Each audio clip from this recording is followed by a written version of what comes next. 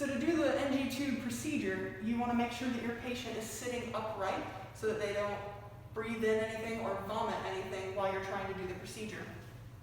I have the cup of water here, which they'll be drinking once we put the NG tube in.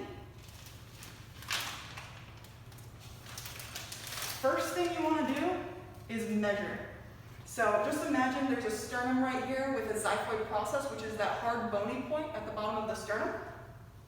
To measure, you're going to want to do the tip of the nose to the tip of the NG tube. You're going to go around the ear and down to where the xiphoid process is, and you might have to feel in for exact placement of it. So you're going to put your finger where that end of it was, and in this case it was between 60 and 65.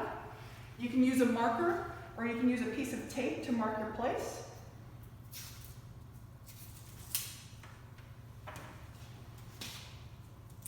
And that's how far in you're going to need to go. So before you put the NG tube in the patient, you're going to want to lubricate this. You already made your patient aware of the process and what you're going to be doing. You want to make sure that you look and see which nair you're going to go in. Sometimes there's a blockage, sometimes it's a little less open than the other. One of the techniques you can do is you can have the patient press on one nostril and breathe out real hard. Does it sound more patent than the other side?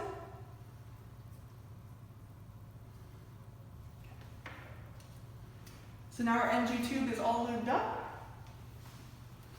Get the water ready for the patient. The basin is also very helpful in case they vomit or spit. So you're going to have the patient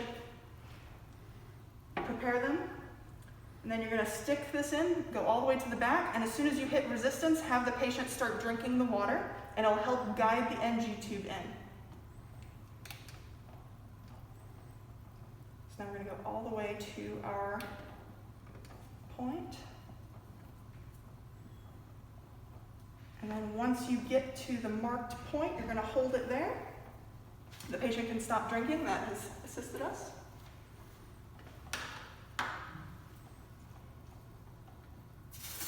You want to tape your NG tube in place so it doesn't go anywhere.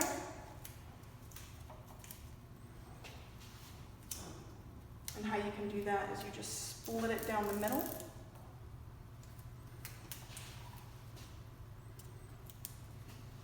Place it on the bridge of their nose and curl those ends around the NG tube. And if you need extra security, you can always do more tape and tape it around this way. All right, so now that we've got the NG tube in place, we need to make sure that it's in the right location. So you have to have your stethoscope.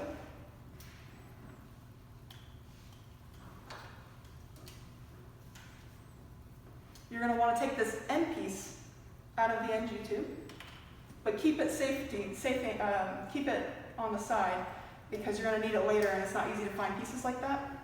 So I'm going to put air in this first. So the purpose of doing this is making sure that you are in the stomach and you're not in the lungs.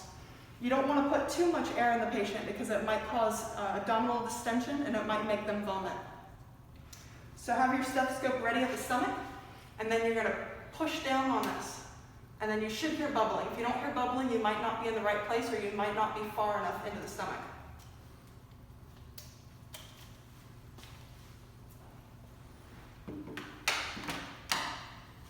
When securing this at the end, you want to make sure that you do not put anything other than the filter that is meant for this tube because it's supposed to allow for gas to be released and you might cause pain to your patient. When you're securing it, you can tape it upwards as long as nothing is blocking that end of the blue tube.